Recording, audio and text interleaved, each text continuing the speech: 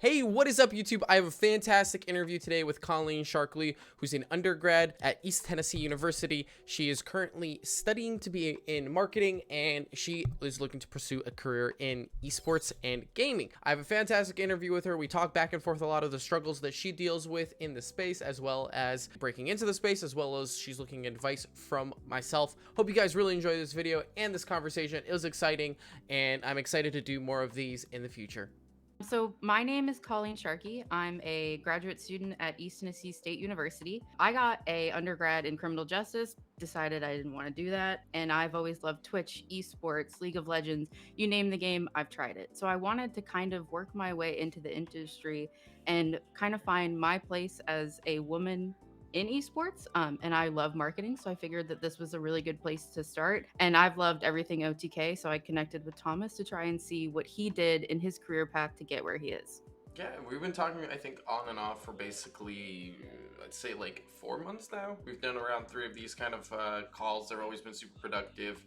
From my perspective, it's always eye-opening to see what people that are trying to break into the space, that are interested in space, like what are the biggest challenges, because I'm always looking for, either I have friends that are hiring for spaces or opportunities or different things going on.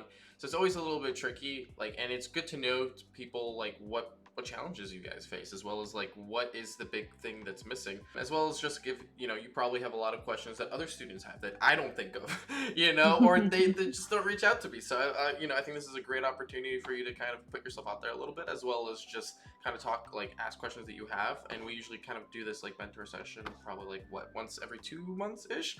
Yeah, something like that. Yeah, and I like to just, I think it's overall super productive for both of us. So also, how was your trip to Ireland? Oh my gosh, it was a lot of fun. I'm actually friends with a girl that's on the soccer team at ETSU, and she's from Ireland, and she was like, "Come visit," and I was like, "Okay, I already bought the ticket, so when's good for you?" Fantastic. That's good. A good long vacation is always needed. Right now at OTK, we have 2 weeks where 2/3 of our design team are going to be on vacation, and we have to balance that, which is really, it's one of those things where it's great when you have your team and you have a lot of things going on and everyone's assigned stuff and things going. When people have to take vacation, it's as a manager, you have to schedule things around. You've got to tell people no, and you got to push things around. It's stressful, but it's super rewarding when your coworkers, they can completely take the time off. It is so important for people to take time off. I cannot stress that enough. And I've always made it my mission whenever I build a team that if you take time off and you need to request it, you can have that time off and the projects don't slow down. It's really on managers by setting good boundaries, but also enforcing hey, if you're on vacation, if you're going to I don't know, East Coast, West Coast, whatever, you're turning off Discord notifications, and you better not be working on any side work. If it's a personal project, fantastic, work on it. All the power to you. But no OTK work, because that's it's a bad habit that a lot of managers, directors, they fall into, is that they'll oh, someone's leaving, the work's got to suffer. No, that's the invert. You promise people PTO when you hire them, and you gotta deliver. So is that a conversation you have, your OTK's culture? Since I know that it's a new company, but after some of the conversations we've had about the way you guys treat your employees, I've changed my mind about some of the companies that I would be willing to work for because they don't have a culture. Yeah, culture is super important. I mean, people say, oh, we've got a great culture, but it really comes from the people, which unfortunately sometimes it's the business model, it's the people above them and how they treat others. So it definitely ranges. Not every place is the same, but not every place that says oh, the company culture is is bad. There's a lot of people that also just have bad experiences with a bad manager, or they themselves forgot a rule of hey, if you need a vacation for 2 weeks, you need to let us know 3 months in advance. It's not the fault of the company for saying that hey, we need to know. Or if hey, if you're going to be gone 2 or 3 days for personal time, which is completely fine, gotta let us know in 2 weeks in advance if you know, right? But if there's a surprise thing that happens, right, where you need a mental health day, something happens, tragic, family emergency, anything like that, things happen because life happens, and we're all human beings.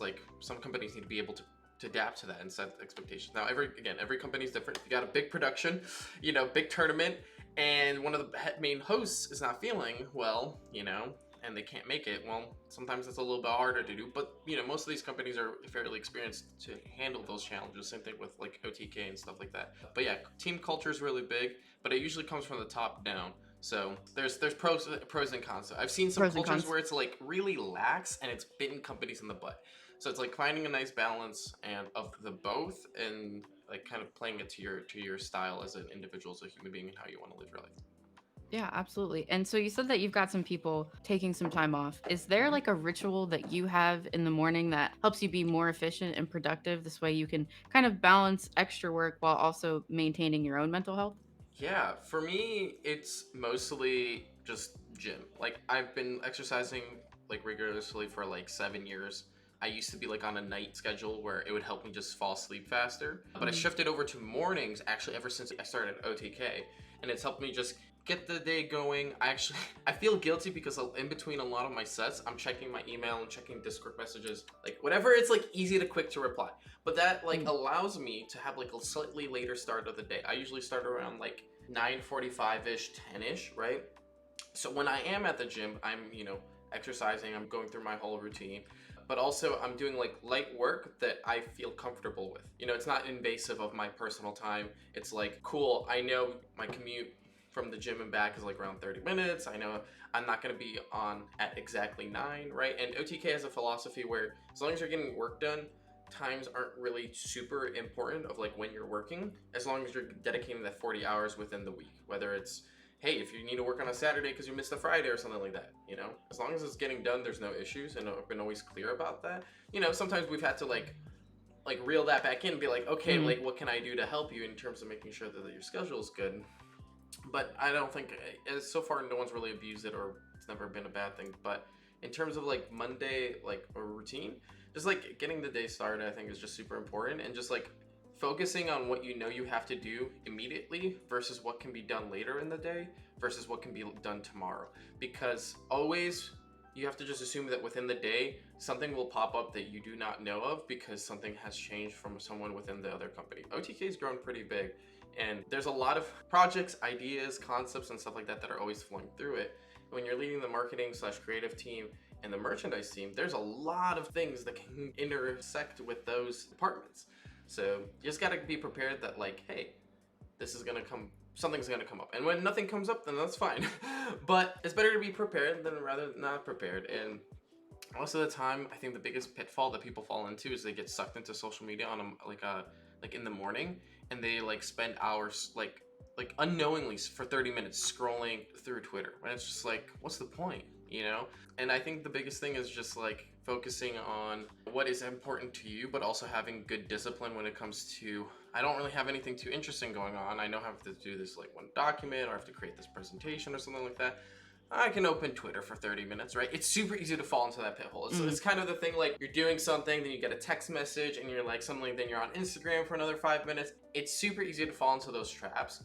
And that kind of hurts your own productivity. And then you kind of almost lie to yourself, like, oh, I was productive today. And you look at your phone's like screen time, you're like, man, I spent 45 minutes looking at Instagram. And it's just, it happens to everyone. And it's okay to Mhm. sometimes, sometimes you do need like 30 minutes after like a meeting. All right, I'm going to go grab food. But yeah, balancing like morning routine and having a consistency is super important. I don't think everyone should exercise. I don't think everyone should meditate. Do what works for you. I've seen Mhm. too many times when I've seen people like forcing meditation when it's just not for them.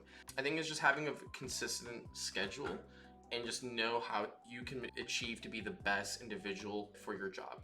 And sometimes you have to make sacrifices whether you like it, because you know that in the long run it's good for your own self and what you want to do it in like a career or etc. and stuff like that. It's a little of a challenge. No, absolutely. And so when you're actually like once you get the career, what are the necessary skills that you think one should develop to grow a career in this space? Because I know a Mhm. lot of the time, people in marketing positions, like they when they're hiring, they kind of sometimes they want a jack of all trades or they need someone specific. What's kind of like a robust, I can do this, this, and this. That's not always necessarily listed on a job description. Yeah, so most of the time, if a job description doesn't list what you have to do, or like within an interview, like if you ask them, like, hey, what are some of the other things to fall under, that person can't tell you exactly, or like a generalized scope of like what you will be working on. It's a big red flag. It's a huge red Mm. flag. Or they're like, oh, we'll set KPIs when we onboard someone or something like that. Like that's another like, uh, no. Like every time I've hired someone, like, hey, here's the expectations. Here's what we need to do. Here's what we need to accomplish. Are there any questions or any conflicts? Do you think we should approach it differently? Because I hire someone because I trust that they're an expert in a specific area and they're solving an issue or a time bandwidth thing for us at the end of the day. And it's I think one of the things that marketers really suffer in is they don't have a portfolio and they just have a resume and a cover letter. Good marketers will have just like a, outstanding cover letter, a solid well-made resume. Amazing and great marketers that want to like do good, they will have a portfolio of their projects, of the things that they did at their past jobs, what was the result of them. They'll be able to talk about it. They'll be able to send it over.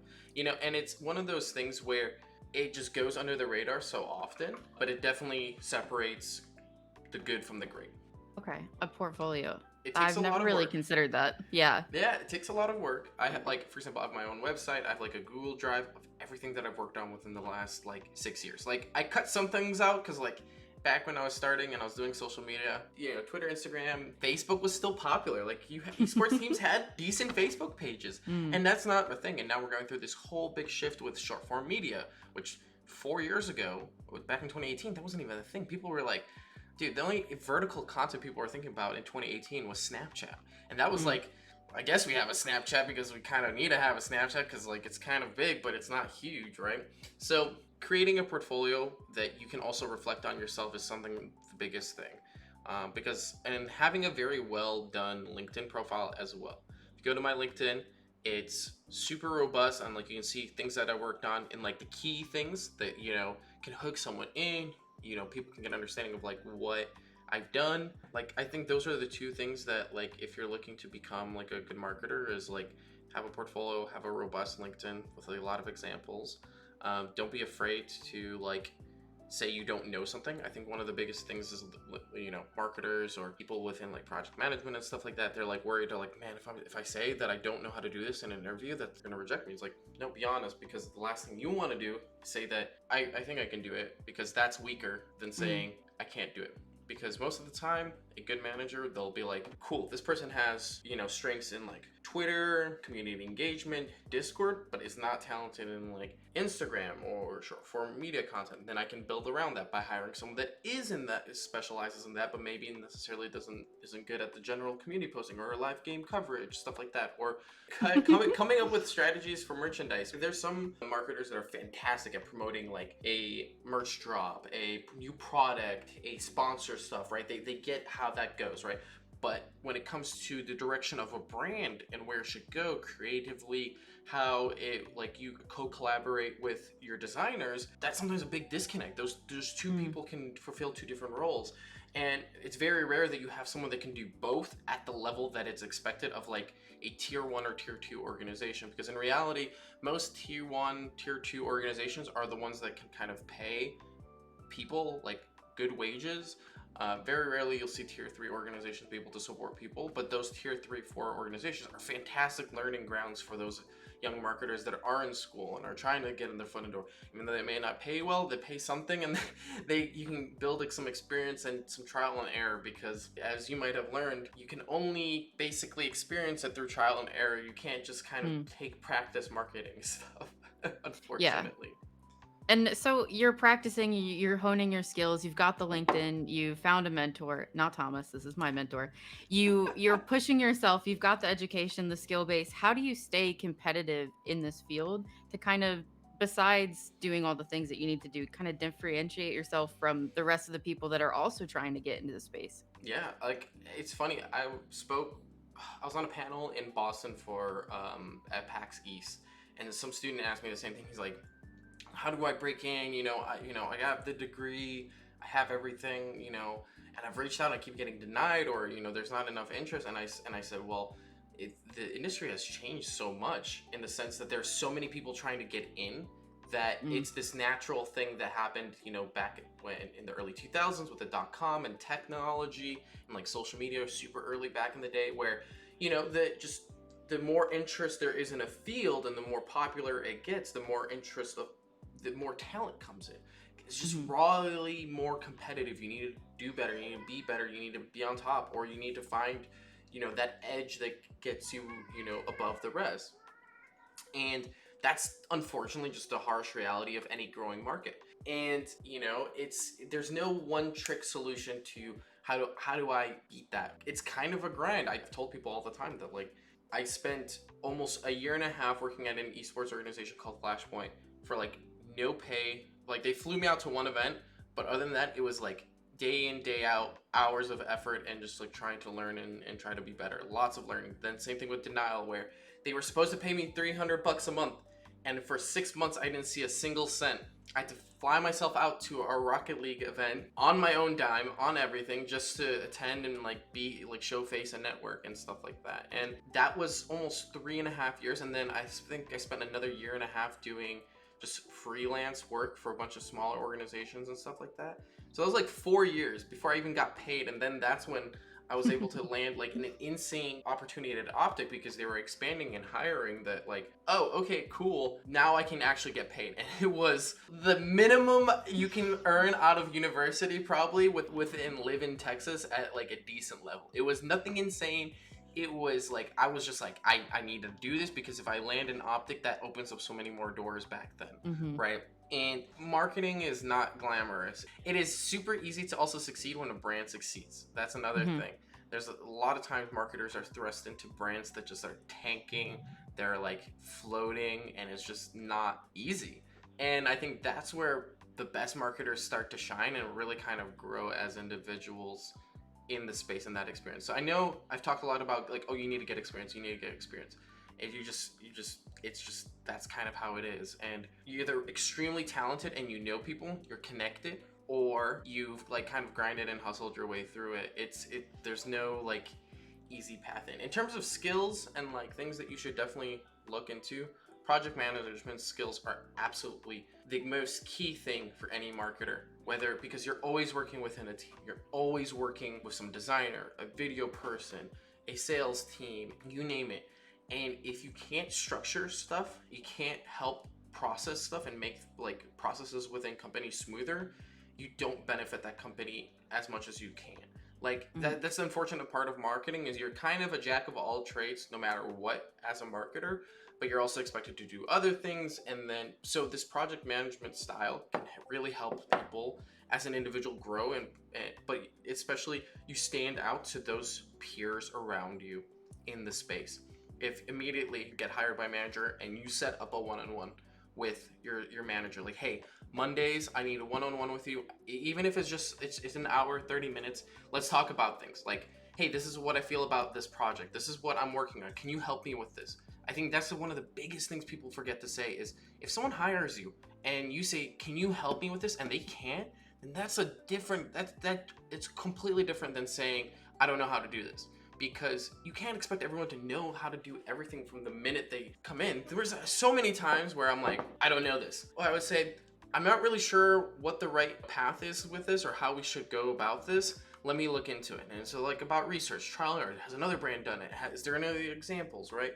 And going through that. And I know I've gone on this long tangent of like different things you can do and different expectations, but project management is like a base skill. Like some of our partners, they'll send me a document. I'm like, this is your brief? Like if I got sent this at like a more prestigious company like Riot or something like that, people would look at me like, what are you doing? Like you're not doing your job if you're just sending me just like 3 points and the other 8 points are missing of like what I need to instruct my team to do and stuff like that. It's like, there's a very high level of scrutiny and people just get complacent and lazy within their project systems and stuff like that, and setting up good systems within like teams and stuff like that. So yeah, long rant. Did that kind of answer your question? It does, and I know you say that you ranted, but it kind of helps like talk to the point where there is no like straight line into marketing. It's different. It depends on the brand. It depends on what section you're working in, and that helps a lot because sometimes in my education, like I'm at a normal university, and we're talking about marketing kind of as a whole. But when I am looking for specific conversations about esports, it helps to talk about it like this, where there are different avenues, different branches, different ways to do it. The next thing I am kind of curious about is we've touched on networking a lot, and it's you can't always get a mentor. Are there events like PAX East, or I know there's an esports award going on in Vegas soon? Do you recommend, if you have the money, the time, and the interest, to go to something like this? Is it actually helpful, or is it more just entertainment than it is anything else?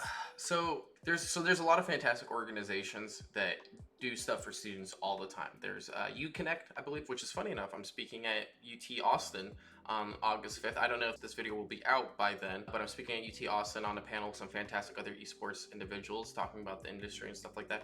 You know, there are companies that are doing that. In terms of like esports awards, probably not your best bet in terms of networking. Your dream hacks, your local events, those are the best things to go to. Even like an LCS final or something like that, you'll meet people from the industry, stuff like that. PAX is a great example of like walking through a thing. You can meet people from Discord, Intel, Razer, you name it, like all these different brands that are running these booths, right? And most of the time, you just by introducing yourself, like you can be like, hey, like, hi, my name is this person. You know, can you tell me a little bit about like what your booth is or something like that, and get your foot in the door, and then like tell them like, hey, you know, I'm interested in this space. Don't sell yourself as like, oh, I need a job or something like that, but be like, hey, I'm also in the space. I'm like a student and stuff like that.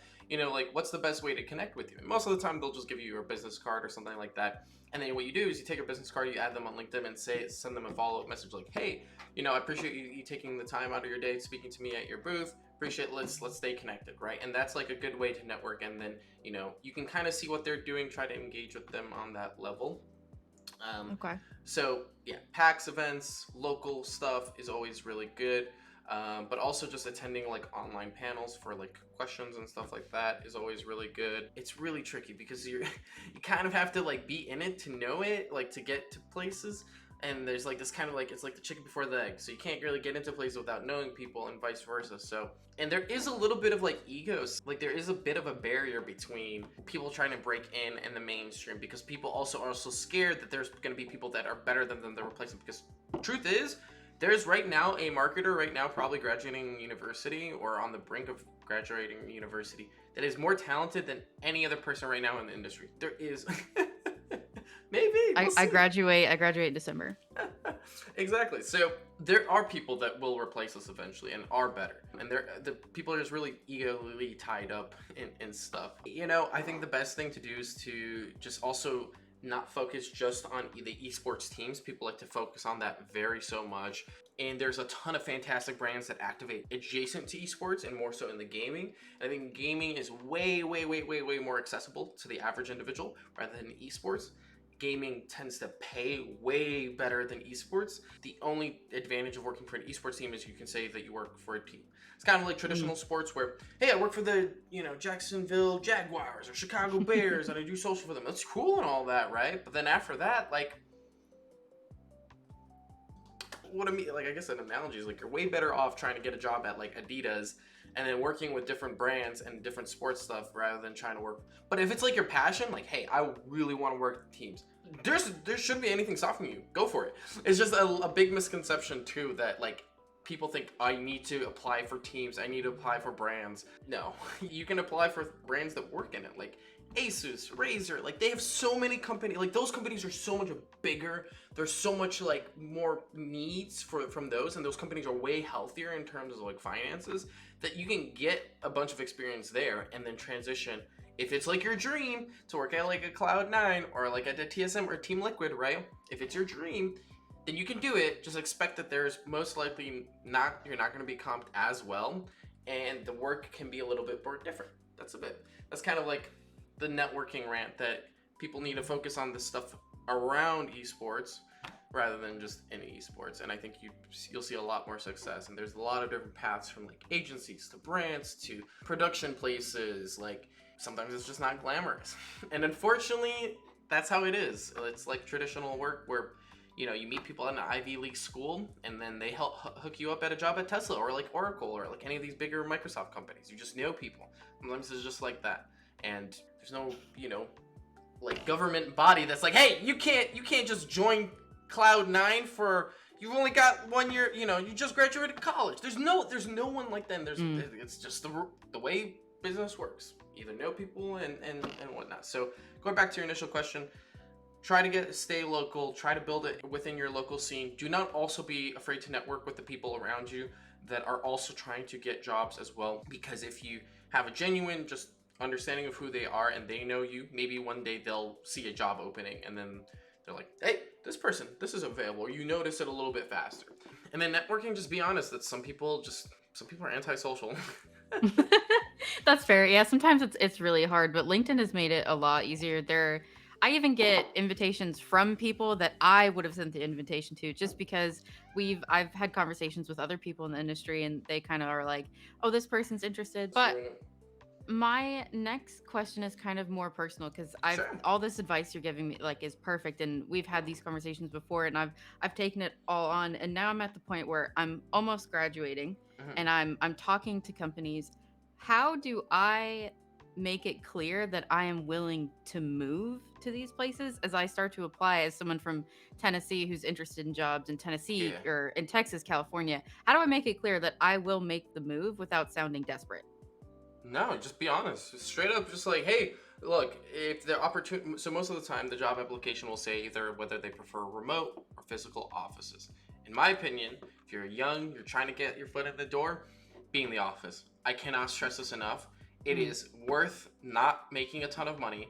This is just a reality for almost every job you can think of. Oh, first of all, make sure you look up the local base rent and stuff like that. Make sure you're getting paid a little minimum wage. I can't tell you enough how many times I found out that people are moving to LA on like 75K. I'm like, yo, that is you are shooting yourself in the foot, right? But be in the office, meet people. I like it is so important. It's one of the things that I do even today with all of OTK. I'm down in Austin almost every other week. Why? Because I need to show my face. People need to see me as an individual and not just a blip on Discord or Slack or Microsoft, whatever your platform you're Whichever using. one. Yeah, and it's super important to do that. And it's worth the upfront cost of like your living, your expenses. It puts you in an uncomfortable position where it forces you to like socialize and forces you out of your comfort. Because guess what? If you just sit at home in the middle of Arkansas, yes, you can actually succeed, but your likelihood is not good. I'm Mm. just saying that from like a general perspective, unless you build up an insane social following and all that stuff, but that's like, it's not a good way to approach it. Being in office, in person, you'll succeed the most, you'll have the most opportunities, and then you'll have the most opportunities come to you. Because if I'm meeting someone and I'm like, Colleen, I have to choose between you and Sam between working on a project, but I see you in the office every single day. Chances are I'm going to hand you the project before I hand it to Sam because Sam's in, Alabama or something like that. Both of Mm. you guys do good work, but I see you every day, so I'm like, oh, hey, Colleen, can you actually work on this for me? This is going to be kind of important, but I know as an individual, because I've seen you physically, that I can check in. Hey, everything good? Rather than like Mm. messaging Sam and I say, hey, everything good? And he's like, oh God, Thomas is asking if everything's good. I think I fucked something up. I botched something. Like, no, just literally asking everything good. And Mm-hmm. and people get into that a lot when you're disconnected. It's just also harder to ask for help. When if I, you're sitting at your desk, I'm walking by because I'm coming out of a meeting. This is just purely an example, right? And you're like, hey Thomas, can you just look over this document for me? Let me know. Like, I'm like, sure. Pop by. I'm like, okay, let's fix this, adjust this, and then what do you think about this, right? Maybe we can go about this differently or spend this money here because for a marketing budget or something like that, right? Mm-hmm. And like complete different dynamic than like, all right, we have to hop in a call like this, share my Zoom screen. All right, this and this and this and this and this. And it's just like it's a complete different environment. So young, do it. Once you get older in your career and you're experienced, then you can move out, live in Aspen, work for a company in Canada or New York and do your thing, right? But that's like, you gotta earn it. Or you gotta be that style. There's some people that are extremely charismatic, organized online, but in person they're just all over the place. So Mm-hmm. again, play to your style. And then when you're asking, it doesn't sound desperate. No, tell people, hey, I am willing to move. Look, probably you shouldn't say it in your first interview. Express it in a follow-up email. Hey, I really want to work for this company. I really like what you guys are all about. I'm very ambitious. I'm also willing to relocate to make it to, accommodate my role, position, whatever, if that is what they want, to work from an office. And just say that. Like, I think that most hiring managers are like, oh, thank God, someone wants to work from an office, not from home. And just being upfront about it. Because there's not, Mm. like, what do you have to lose? Someone saying, well, okay, like, That's true. That's fair. like, Yeah. like the answer will always be no unless you answer the question. Ask the question. That's the advice that I got from my high school math teacher, and I have not let that go until today. And I will teach people throughout time. The answer is always no unless you ask the question, and that's Okay. just across the board. Colleen, like if you never asked me, hey, can we set up at a time where we can talk and meet for an hour, right? What is the answer? No, because you didn't ask me. But you did, and I said, sure. It's like That's true. it's not that bad of a time. Like, let's do it, right? Actually, Right. that's probably some of the best advice because I didn't even really think about it, but I was terrified to message you on LinkedIn. And I mean, it was to the point where I spent hours like writing up the perfect email. I was like, is this too long? Is this too short? And after we had our first meeting, I'm now not afraid to reach out to other people. And I've had conversations with people in OTK about their side of the business area in gaming, and it helped a lot just to do that initial like, hey, would you like to meet and maybe Yeah. like talk about stuff? I mean, part of it is just raw confidence. I hate to say it to people, you know, you have to be confident in Mm. yourself. Like, you, at the end of the day, at every interview, every time you're messaging, you're selling yourself. You're selling yourself. And if you just can't sell yourself, then I don't really know what to tell you. It's like life isn't kind of fair in this sense. Like, either you can't or you can't. Oh, you either Mm. can or you can't. And it's it sucks that it's like that, but that's how it works, and it's worked and will work, you know. But also, quick thing too to add to, yes, confidence is important, but also know people's boundaries. There's a lot of Hmm. people that are very, very like, a big no-no is emailing someone's personal email asking for a job. That is big no-no. Just don't do that. And also, don't beg for a job that is Hmm. not listed. It is immediately a way to scream, like, whoa, that is not cool. That's something like, you can ask, hey, are there any job, opportunities within OTK, right? I say go check or hit marker or go see if we've posted anything recently. That's the best way to do it. But emailing someone personally, not the best thing to do. But LinkedIn DM, I think, is usually pretty more socially accepted. Also, when walking up to people in person, like, respect if they're having a conversation, if I'm talking to, like, another person, don't just kind of like stand there like awkwardly, like, hi, hello, and like kind of do this like little thing where you're like if the conversation's over, then come up, be like, hey, Thomas, Yeah. or hey, I recognize you from so and so, blah blah blah. Can we talk? I'm blah blah blah. Do you have like 5 minutes? Perfect way to do it. Or if someone's going to an event, be like, hey, can I get like 5 minutes to talk to you about? I'm a aspiring student in the field, right? Most of the time, Hmm. the person will find, if you take initiative, take a little bit of charge, most of the time people will be for. Don't say, can I please meet you here? And then when the person says no, you still do it. That's another big no, do not do. Creepy. Yeah. Um, I will say use the student card often. I've found that people are they want to help people that are interested in the industry. And I know you've talked to there are some egos in it, but if they turn you away, they're probably busy, but use the student card while you can because it's a lot easier to have this conversation with someone who's trying to learn the field and rather than someone who's like I want to be in the esports industry, what can I do? It's yeah. easier when you kind of have the key terms and the ideas and you can have a conversation like this. Yeah, exactly. Cool. What's your next question? I know some of the content that you do is absolutely intentional. It takes months of planning and bravo to the events that you guys do. But are things like Camp Canute, was that wholly intentional or was there something that was like, "Oh, maybe we could do this," and it just kind of sparked into this huge Twitch meta? Yeah, so Camp Canute was, I think, an idea between like Ms. Canute and some of the other creators. It wasn't really like pushed through OTK. It was more so Mm. like the creators had an idea and they're like, cool, this is what we're gonna do. And OTK was just like, well, let us know how we can help. But OTK is in a different segment when it comes to activations like that. I think an idea like that is if the talent is down for it or the personality is there and the capabilities are for it, could be really cool. And it just comes down to how it's pitched or how it's explained to people. And yeah, stuff like that actually came out of the blue. They're like, hey, we want to do this. I think they mentioned it like a few months ago, but it was more so like, again, OTK is like, okay, you guys are doing this on your own. And this is the advantage of just, I guess, whenever you do have individuals at your company or if you're representing someone or whatnot, they're like, they want to do something, then you're like, okay, how can we either monetize it, make it better, or make sure that it's the best that it can because it helps the perception of the company, right? And sometimes it's just like, you gotta trust that it might not work out. There have been some things that haven't worked out, which is fine. I think the best thing you can do as a marketer or someone in this position is just say yes and explore, but also don't be afraid to shut down like an idea if it's like the timing isn't right. And I feel like a lot of people are scared to fail. And I think the thing about OTK is we're not scared to fail. And if something doesn't go our way, we just move on. It's this crazy concept that a lot of brands like hate to do. It's failure. And They think a failure is really bad, but I think it's the opposite. You learn from your mistakes, you kind of learn what works and what doesn't. Someone's gotta not succeed, and not every idea can be a winner. One thing that I learned recently is to not say no, is just to think, okay, and. I think that's been a really big perspective changer for me. It's like, okay, and. But however, there are times where people just overcomplicate things, try to overdo things, where sometimes it's just easier to execute. Like to Mm. just keep it simple. Because Camp Canute is, if you think about it, simple.